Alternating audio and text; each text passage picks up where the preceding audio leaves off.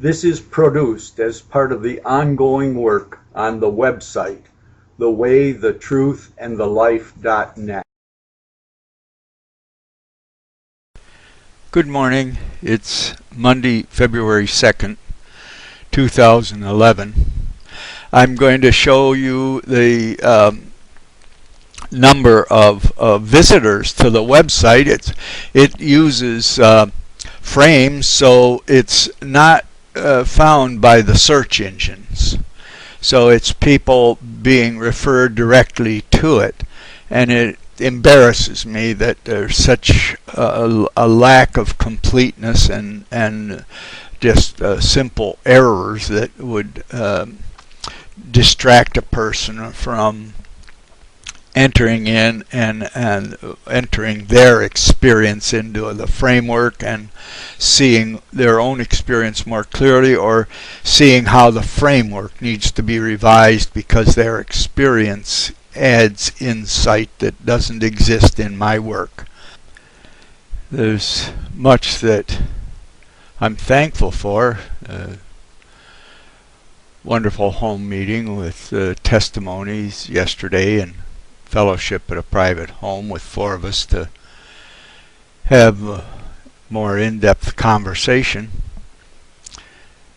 Much to be thankful for, seeing that spirit of love and care and willingness to sacrifice but not hurt others, and part of many in the Muslim world gives me hope that something of Christ's spirit could find place to live, even though Christ is denied. Jesus is accepted in the Quran, but just as another prophet, and denying him to be the firstborn Son of God sitting at God's right hand.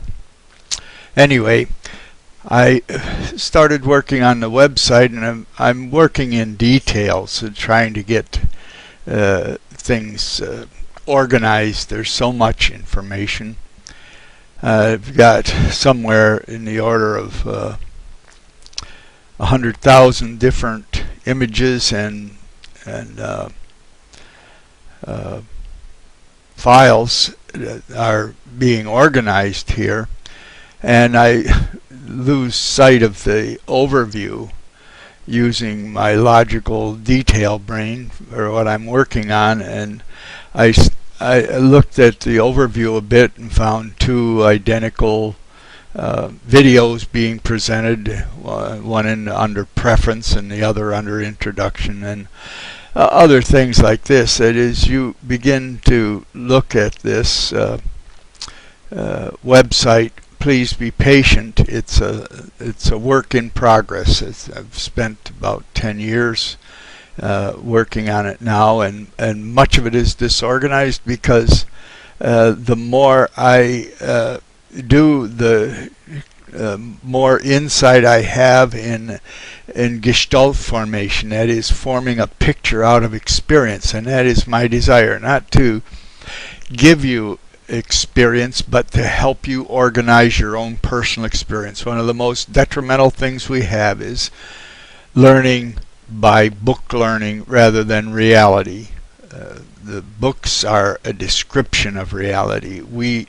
In reality, we live and move and have our being, and unfortunately too many are being raised in a fabricated artificial world with an artificial reality. Not that there isn't a place for these things, but to deprive children of the common sense experiences of living in with the freedom to move around and experience the countryside and physical reality. I just testified at the Food and Drug Administration hearings 3 weeks ago on electroconvulsive treatment. And here's a panel of about 18, most of them with PhDs in medicine and psychiatry and different neurological sciences and so forth, and I asked them how far I would have to lift a 15-pound baby for it to drop on the floor with a same energy of one electroconvulsive treatment. And the electroconvulsive treatments have to have enough energy to cause a grand mal seizure, or it's considered a failure. That here's all this panel, and nobody has a clue. It's only high school physics. You would have to drop a 15-pound baby from a 10-foot high building to equal the energy dumped in the brain in one 6 to 8 second electroconvulsive treatment.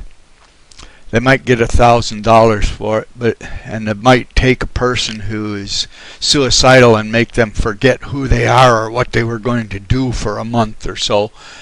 But it's equivalent to hitting somebody over the head with a 2x4. Yes, they wake up and they don't even know who they are, but there's damage being done, and that's a distraction. But at any rate, these things are investigated, talked about, and hopefully some foundation for finding meaning in purpose to existence. I found it, and I'm so thankful for it, and I see something of Christ's Spirit working in the young Muslims that are rebelling against the authoritarian, and let's hope that they'll be able to rebel against this book that says for the unbelievers to cut off their fingers and cut off their heads. And Muhammad had the Surah of Abrogation, where he thought the Jews and Christians were going to follow them before, but when he was discouraged with the tribe in Mecca, the Jewish, not helping them, and he had this Surah of Abrogation that Allah can change his mind and Jews were turned into apes and pigs, but they're taught to deceive the unbeliever. Bring out these surahs that were written before the Surah of Abrogation. They don't count, and every imam knows that, but they take and mix the chronological order of the surahs, and these nice surahs